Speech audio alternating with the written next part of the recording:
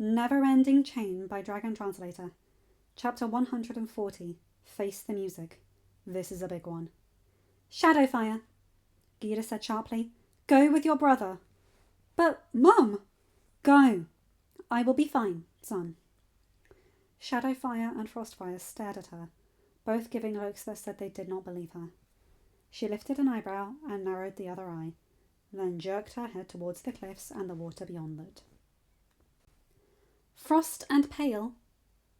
Pale and the hatchlings need food, boys. Go feed the flock. The two dragons sighed. Their wings flared and they rose into the air. Once level, Shadowfire waited until Frostfire could land on his back. Both then headed out over the harbour and beyond. Gita watched them for a heartbeat before turning back to the Great Hall. Stoic, Hiccup, Gobber and Astrid, and every adult dragon that was and would be part of that flock, stood on the steps. Quick Cut and Bjorn also stood with them, as both would act as guards for this small meeting. Gita sighed and joined them. Once inside, the humans sat at the council table, while the dragons found their own places. Gita was not surprised that Toothless and Stormfly stood behind Hiccup and Astrid, or that Sharpshot and Sneaky sat on the table before them. Moondust stood to Toothless's left, putting her behind Stoic. Windwalker stood to Stormfly's right, putting him behind Gobber. Gita stood on the bare stone on the other side of the table, grateful that Meatlug and Wingblaze were going to watch Toothless's younglings, and Windwalker and Stormfly's hatchlings, so this meeting could take place. All right, Stoic said. We all be here. What be so important about this human you call for this? Gita closed her eyes and took a deep breath. Sir, what I have to tell you will seem impossible. Sir, what I have to tell you will seem unbelievable. Stoic snorted, prompting Gita to close her eyes. The man stared at her with a lifted eyebrow. You're from the future, lass. You can do magic, and you're training me boy to do so as well. Dragons be family instead of enemies. What be more unbelievable than that? Your wife is alive. Silence fell. Everyone, even the dragons, stopped breathing. Gita surveyed their reactions. Hiccup appeared shocked, but also thoughtful. Gobber's jaw was dropped, and he rubbed his head as if warding off a headache. Astrid was frowning. Stoic held no visible reaction, but his eyes burned. The dragons looked between the humans and Gita several times. I be in no mood for jests. I am not joking. Your wife is alive. Has been alive since she was taken. You lie! Stoic growled, standing up. My wife be taken in a raid. By a stormcutter. Big, four-winged dragon that has a head that can swivel like an owl. Gita grunted. I know, sir. I knew in my cave exactly what happened to Valka. The tales showed us, sir. Hiccup was lying in his crib. The stormcutter bit his way into the house and found Hiccup. Hiccup did not yell, cry, or scream. He giggled. That sounds like the lad, Gobber stated. Stoic glared at him. Gobber held up his hand in hook. Please, continue, Hiccup said as the silence fell. Hiccup said in the silence that fell. Gita sighed. The dragon extended his wing claw.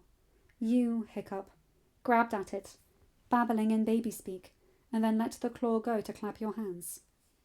Valka had been out. There was a raid, a bad one, going on.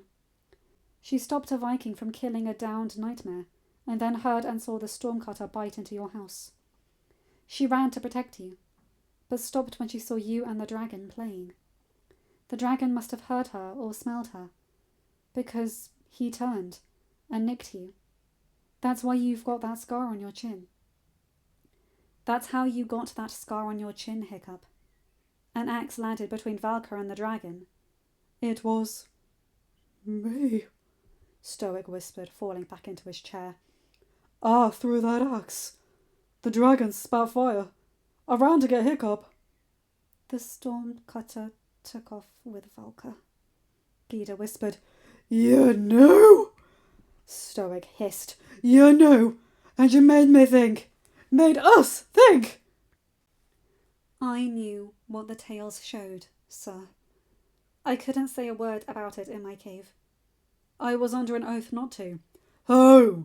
Stoic growled. Who demanded you keep your tongue still? The gods you call Thor and Loki.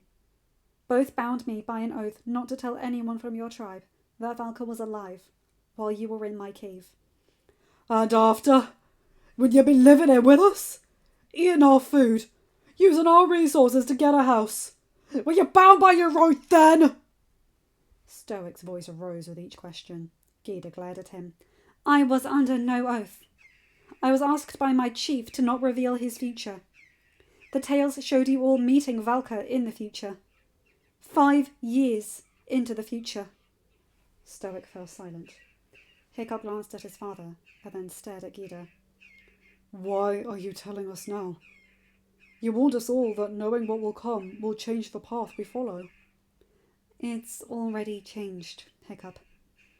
It was the moment I returned, and you all got your memories back. The tales don't have you all talking with the dragons. Not like you are doing now. The tales don't have Hiccup as the alpha of the dragons who live here. The tales had Bard trying to tear up the entirety of Berg because Alvin placed his egg here, and he hatched in the tunnels he now lives in, but without his mother, and he really wanted to find his mother. But Bard is still a hatchling, Astrid stated. Gyda grunted. The tales had the dragons on some sort of growth accelerant or something.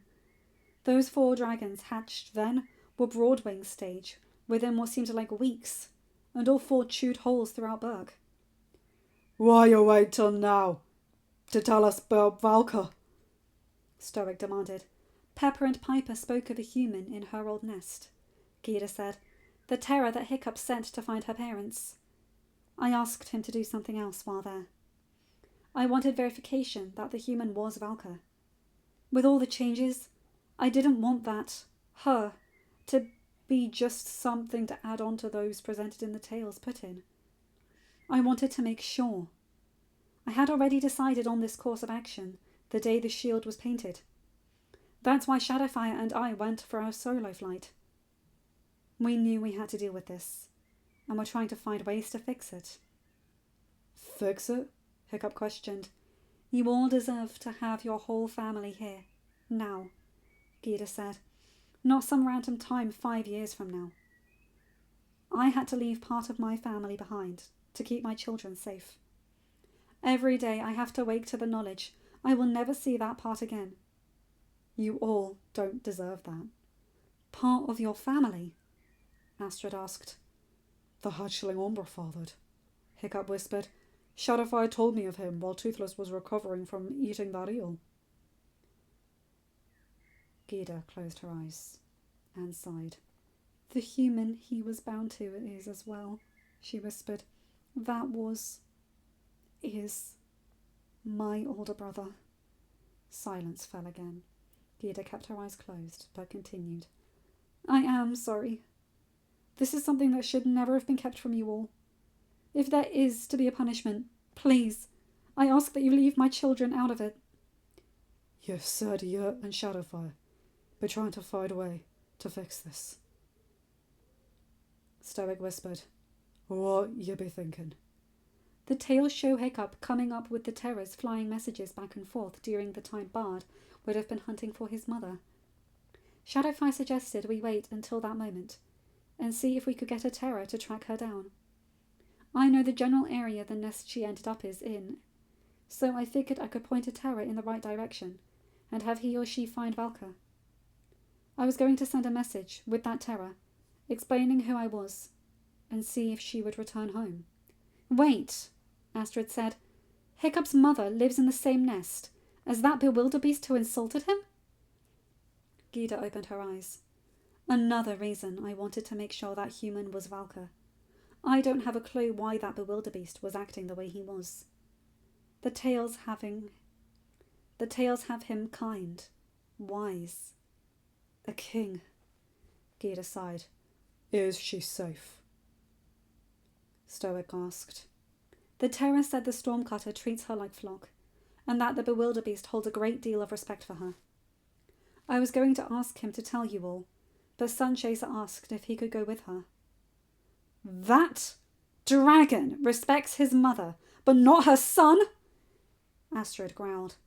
Hiccup placed her hand upon her wrist, and she immediately shifted so she was holding his hand. Chief, Gobber said softly, you know we can have the ships ready. You just need to say the word, and we be going after Valka. Stoic did not speak. You can't, Hiccup answered for his father. The terror told Pepper and Piper's father that the bewilderbeast ordered the nest moved. That the dragon did not want anyone from this nest to find them again. The male Zippleback flew off to confirm it, because Pepper and Piper don't want to leave. Stoic did not speak again. Gyda resisted the urge to close her eyes again. If punishment was due to her, she would stare it in the face as it approached her. Moondust stepped back as Stoic shoved his chair away. He then walked around the table, heading for Gyda.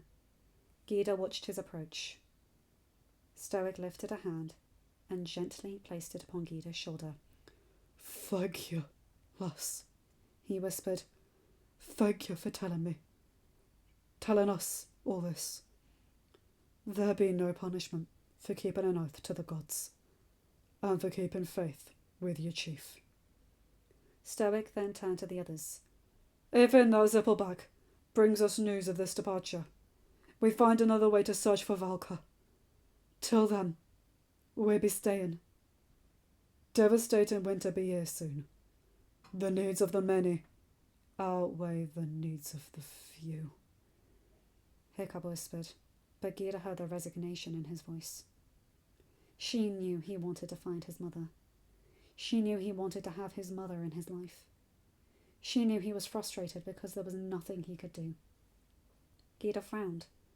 Chief, she said, if the Zippleback returns and they are gone, I know of a way we can search for them. Hiccup's already proved it. How? Stoic asked. Those dragons he let stay here the night before Stormfly and the others left to go to the hatchery. They are from various parts of the world. I'm sure they'll most likely seek to stay here when they return to their own nests. They can look for us. End of chapter. Hi guys, hope you enjoyed this one. So yes, a big one. Massive one. But I don't know what else more to say about it. What can you do? I don't really know what to have as an outro. But anyway, you guys know the drill. Like, comment and subscribe and hit that bell to get notified whenever I upload a new video. Have a good day, night or whatever time zone you're in. Bye my guys, gals and albino pals. I'll see you in another video. Take care.